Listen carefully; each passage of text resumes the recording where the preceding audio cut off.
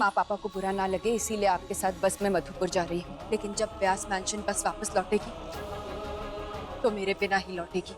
नहीं पूजा, हम साथ जाएंगे और लौटेंगे भी साथ ही।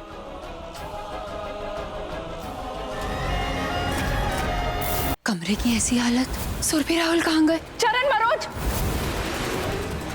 अगर शाम ढलने से पहले पूजा इस पते पर नहीं पहुंची तो व्यास परिवार के सदस्यों की बलि चढ़नी शुरू हो जाएगी।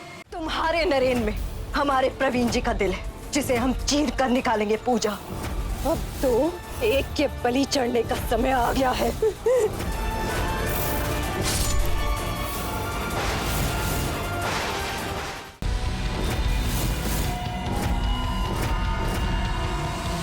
नरेन, नरेन, ये क्या कर रहे हो तुम बेटा? नहीं पापा, उस बेला ने आज सारी हदें पार कर दी है। उसने बुआ की जान ली, आज मैं उसे छोड़ूंगा नहीं। हमने सपने में भी नहीं सोचा था हमारी बेटी ससुराल में जाके अपनी अम्मा का नाम ऐसे खराब करेगी। अरे अपने घर से नन्ही सी कली को सींच कर विदा किया था। सोचा था कि ससुराल में जाके कुलवधू कहलाएगी, अपने पति की सेवा करेगी, उसका दिल जीतेगी, अपने सास ससुर की सेवा करेगी।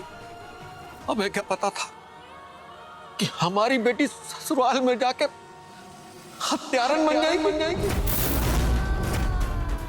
आपसे किसने कहा ये सब बाबा? मैंने।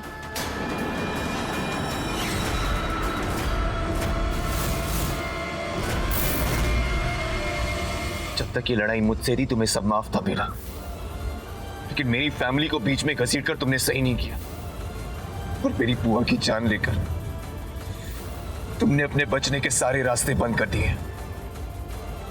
Save yourself if you can Bella. तो ये नई तरकीब निकाली है अपने सिंदूर को बचाने के लिए। बेला जी, बस एक बार मेरी बात सुन लीजिए।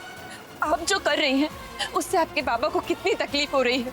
जरा सोचिए आपके बाबा पर क्या बीतेगी जब गली मोहल्ले के लोग उनकी बेटी को गलत नाम देंगे। देते हैं तो दे, हमें कोई फर्क नहीं पड़ता।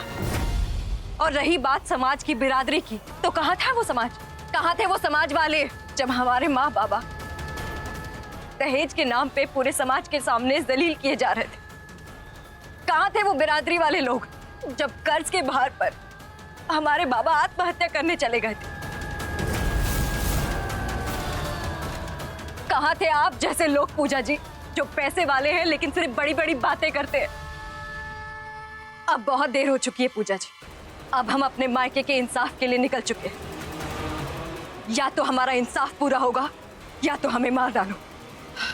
बेला जी, मैं भी एक बेटी हूँ और बेटियां चाहे कितनी भी बड़ी हो जाए वो अपने मायके के खिलाफ कभी गलत नहीं सुन सकती। आपकी आंखों में जो रंज है उसके पीछे का दर्द मैं पढ़ सकती हूँ, लेकिन आप जो कर रही है, जिस तरीके से कर रही है वो सही नहीं है। सारा ठेका हम औरतों ने ले रखा है क्या सही गलत का? बाहर जितनी भी औरतें हैं वो किसी की घर की बीवी, किसी की घर की पत्नी, किसी की घर की कुलवधू थी, लेकिन उन्हें खूंखार किसने बनाया? उनके ससुराल वालों ने। मान लेते हैं पूजा जी कि जो हमने किया वो गलत था, लेकिन जो प्रवीण जी और उनके माँ बाबा ने किया वो ताली बजाने लायक था क्या?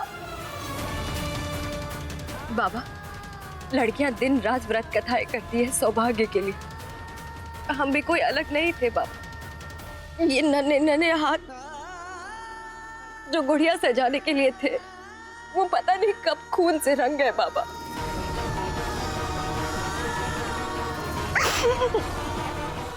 क्या जरूरत थी अपने बेटे को आग में झोंकने की? जो बेला अपने सास ससुर को फंदे से लटका सकती है वो कुछ भी कर सकती है। कुसुम, तुम खामखा में परेशान हो रही हो। पूरा का पूरा व्यास परिवार है ना अनुज के साथ। हे राम जी, कब अकल आएगी आपको? पहले पूजा की भक्ति, फिर उसके ससुराल वालों की भक्ति। तुम हर बात का उल्टा मतलब ही क्यों निकालती हो? अरे बड़ी किस्मत वाली होती हैं वो लड़कियां जिन्हें ऐसा ससुराल मिलता है। तुम खुद ही देख लो, आज तक उन्होंने एक चांदी का सिक्का भी मांगा है हमसे। उल्टा जब कभी भी हमें जरूरत पड़ी है उन्होंने हमारी मदद ही की है। आप तो रहने ही दीजिए, सारे लड़के वाले ना एक जैसे ही होते हैं, सही समय आने पर सूद समेत वसूल लेंगे सब कुछ। ऐसा नहीं है माँ, सारे ससुराल एक जैसे नहीं होते। क्या आप मेरे ससुराल को भूल गई? पापा, माँ, चाहे लोग अपने ससुराल वालों के लिए जो कुछ भी कहे, लेकिन मैं बहुत लकी हूँ कि मुझे अनुज की फैमिली मिली, जिन्होंने मुझ में और पूजा दी में कभी कोई फर्क नहीं किया। मिसेस बेला, ये सब करके कोई फायदा नहीं है। बेहतर यही होगा कि अपने आप को पुलिस के हवाले कर दीजिए। अगर आपने 30 सेकंड के अंदर ऐसा नहीं किया तो मजबूरन पुलिस को बंदूक उठानी होगी।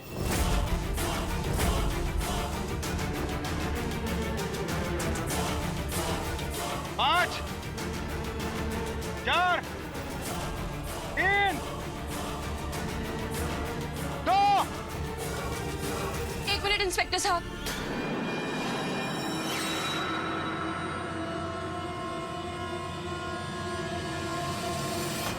जिंदगी भी हर किसी को दूसरा मौका देती है इंस्पेक्टर साहब। क्या मैं बेला जी से बात कर सकती हूँ?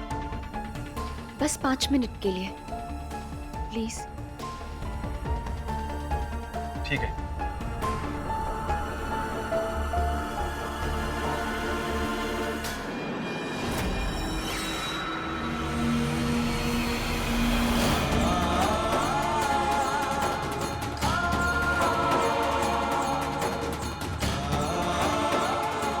बेला जी, मैं मानती हूँ कि जो आपके साथ हुआ वो बहुत गलत था। दुनिया में किसी भी लड़की के लिए दहेज एक कलंक है। लेकिन आपने जो किया वो भी तो सही नहीं था। नहीं तो आपके बाबा को इस तरह आपसे मुंह नहीं फेरना पड़ता।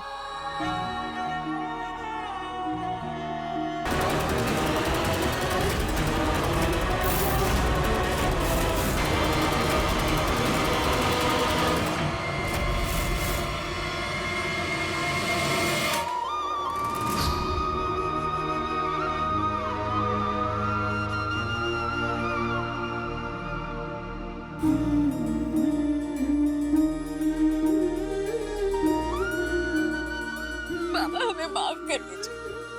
बाबा हमें माफ कर दीजिए।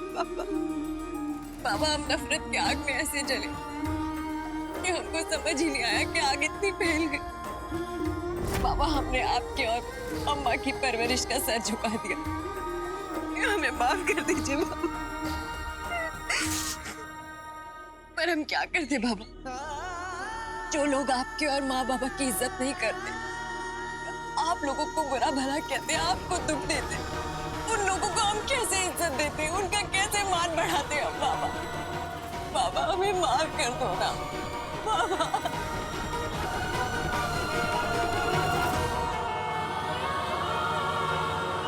बेला बिल्कुल सही कह रही है।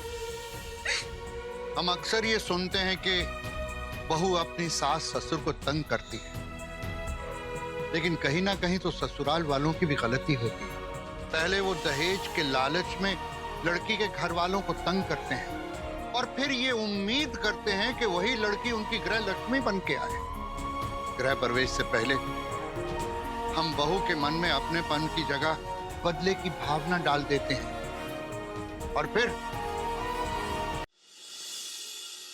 हे धिक्ताना तिक्ताना धिक्ताना धिक धिक्ताना तिक्ताना धिक्ताना, हे धिक्ताना तिक्ताना धिक्ताना धिक धिक्ताना तिक्ताना धिक्ताना। आज पड़ेगा सबको गाना। धिक्ताना तिक्ताना धिक्ताना धिक धिक्ताना तिक्ताना धिक्ताना, धिक्ताना तिक्ताना धिक्ताना धिक धिक्ताना तिक्ताना धिक्ताना।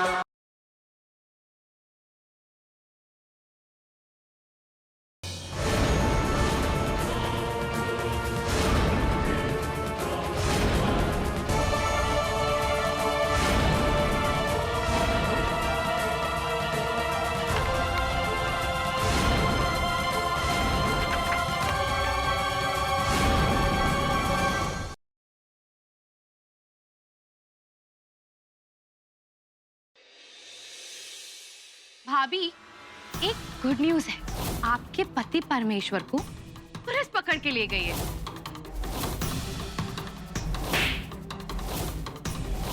ये जो हाथ है ना तेरा उखाड़ दूंगी और गिफ्ट में तेरे बेटे को जेल में भेज दूंगी। करो ना।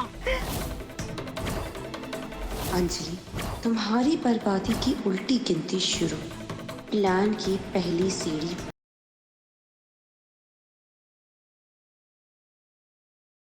आई डोंट नो वो कौन सी मनहूस घड़ी थी जिस दिन मैंने तुम्हें अपना दोस्त माना। ये मान बैठा कि तुम मेरे लिए कितनी इंपॉर्टेंट हो, मेरी फैमिली के लिए कितनी इंपॉर्टेंट हो। तुम्हें करनी सगाई तो करो जाके, लेकिन याद रखना मैं नहीं चाहता कि ये सगाई हो। देखता हूँ अब मेरी बात तुम्हारे लिए कितनी इंपॉर्टेंट है, मैं तुम्हारे लिए कितना इंपॉर्टेंट हूँ।